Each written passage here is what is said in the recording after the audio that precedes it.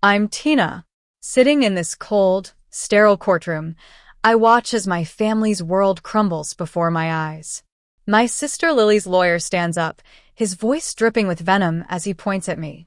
Your Honor, we demand immediate control of the estate. The respondent, Tina, is a manipulator. She took advantage of my client's grandfather in his final days. Lily lets out a fake sob, her crocodile tears a performance for the court. She stole our time with him, she cries. The judge turns to me. Miss Tina, do you object? I don't stand up. I simply check my watch. Not yet, I say. I'm waiting for someone. Just then, the heavy doors swing open. A man in a shabby suit walks in, carrying a battered briefcase.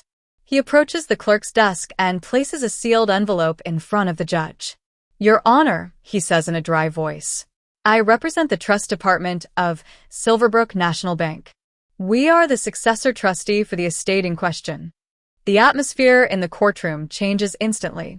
Lily's lawyer jumps up, objecting. We were not informed of any corporate trustee. This is a probate matter. The judge waves him off and starts to open the envelope. I watch my parents, Ryan and Emily, their faces a mix of confusion and anger. They've always tried to make me feel like a burden, and now they're about to face the consequences of their actions. As the judge reads the document, I'm taken back to the past. Years ago, my family was well off.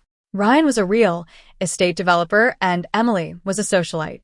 But when I was 16, I needed an expensive orthopedic surgery to correct a spinal issue.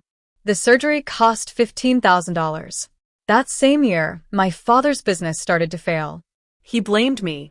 If we hadn't spent that money on your surgery, we could have saved the business, he roared. I believed him.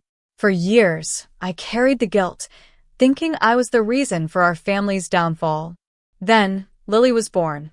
She was the golden child, getting all the love and attention. I was left to pay the bills, to keep the family afloat. I worked multiple jobs in my 20s, sacrificing my own dreams to support them.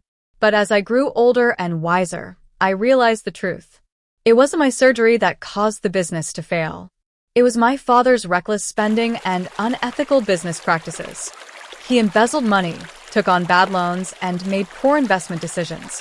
3 years ago, I took my grandfather, Henry, to the bank. I sat in the lobby while he signed the papers to put his assets into an irrevocable trust. I knew then that this day would come. Back in the courtroom, the judge reads the no contest clause. Any beneficiary who challenges the validity of this trust or the competency of the grantor shall forfeit all interest in the estate, he says. Lily's lawyer tries to backtrack, but it's too late. The motion is on the record. The trust is valid, and the assets are secure. Lily, in a desperate attempt to salvage the situation, accuses me of elder abuse. She isolated him, cut off his communication with us, she wails. Ryan jumps in, backing her up with a false story about a Christmas Eve visit. But I'm ready. The trustee opens a leather-bound journal, Henry's journal.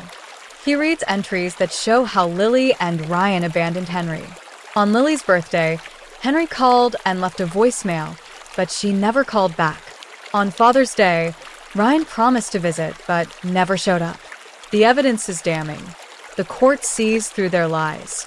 The judge rules that their claims are perjury and attempted fraud. Lily is left with nothing, and Ryan and Emily are facing an IRS audit. Outside the courtroom, Ryan tries to bargain with me. We can split the money, Tina, he says. I look him in the eye. You blamed me for your failures for years. You used me as a scapegoat.